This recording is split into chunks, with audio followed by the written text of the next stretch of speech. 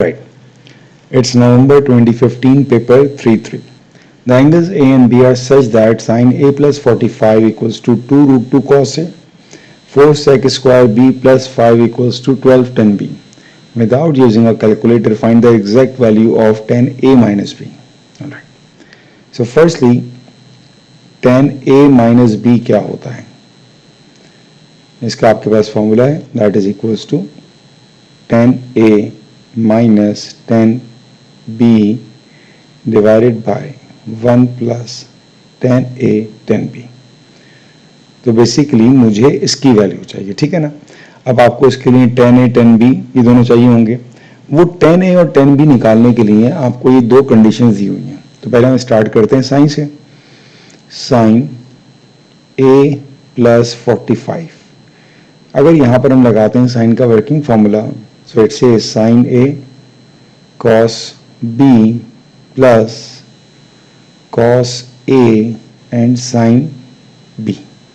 Alright, और आपके पास यहाँ पर इसकी वैल्यू दी हुई है आपको sin A प्लस 45 की, that is 2 under root 2 cos A। ये आपके पास इसकी वैल्यू आ गई। बाकी sin A अपनी जगह और cos A, ऑलराइट, ये sin B जो था हमारे पास दैट इज sin बेसिकली 45। ये आ जाएगा sin 45 और ये आ जाएगा cos 45। अब जरा sin 45 और cos 45 की अगर हम वैल्यू देखें, sin 45 दैट इज रूट 2/2, ठीक है, cos 45 that will be same root 2/2।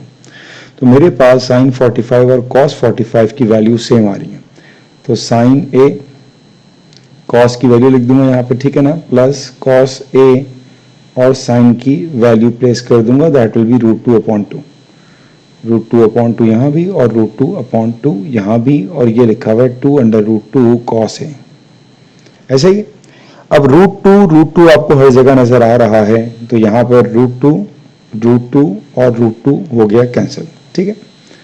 अब आपके पास क्या बचा, 2 cos A is equals to sin A 1/2 plus cos A 1/2। अब यहां पर हम दोनों cos को एक तरफ ले आते हैं। So 2 cos A minus 1/2 cos A is equals to 1/2 sin A। यहां एलसीएम ले लेंगे तो ये आएगा 4 cos A minus cos A, ये 3 cos A upon 2 is equals to 1/2 sin A। 2 और 2 कैंसिल हो जाएगा, तो आपके पास यहाँ पर sin अपॉन cos क्या बन जाएगा, tan A। तो यहाँ पर आपके पास tan A की वैल्यू आ गई जो है 3। ये मैंने पहली इक्वेशन को सॉल्व किया और मेरे पास tan A की वैल्यू आ गई। जिस तरह मैंने पहली को सॉल्व किया उस तरह मैं सेकंड को सॉल्व करना स्टार्ट करूंगा, that will be 4 sec square B plus 5 is equals to 12 tan B। ये आपके पास आ गया। अब आपको sec की आइडेंटिटी अप्लाई करनी पड़ेगी। sec स्क्वायर क्या होता है, it says 1 plus tan square B plus 5 is equals to 12 tan B। यहां से ब्रैकेट मल्टीप्लाई करते हैं, 4 plus 4 tan square B plus 5 is equals to 12 tan B। अब ये क्वाड्रेटिक इक्वेशन बन जाएगी मेरे पास, 4 tan square B minus 12 tan B, 5 plus 4 it's 9 is equals to 0। ये आपके पास बन गई क्वाड्रेटिक इक्वेशन। इसको हम सिंप्लीफाई कर लेते हैं अपने कैलकुलेटर में। तो आपके पास A की वैल्यू है 4, B आपके पास है -12 और C आपके पास है 9।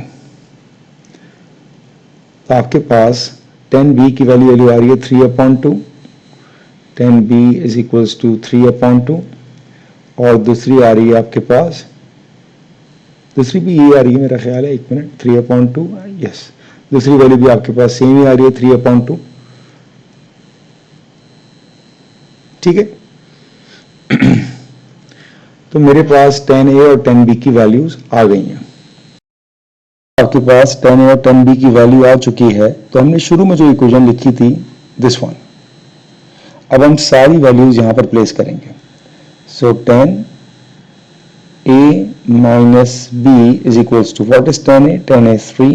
What is 10b? 10b is 3 upon 2 divided by 1 plus 3 into 3 upon 2. तो आपके पास न्यूमरेटर में एलसीएम लिया 2 का, 2 3 जा 6, 6 minus 3 3 upon 2 डिवाइडेड बाय ये आ जाएगा 1 plus 9 upon 2। अच्छा 1 plus 9 upon 2 का अगर मैं एलसीएम लूंगा तो आएगा 11 upon 2।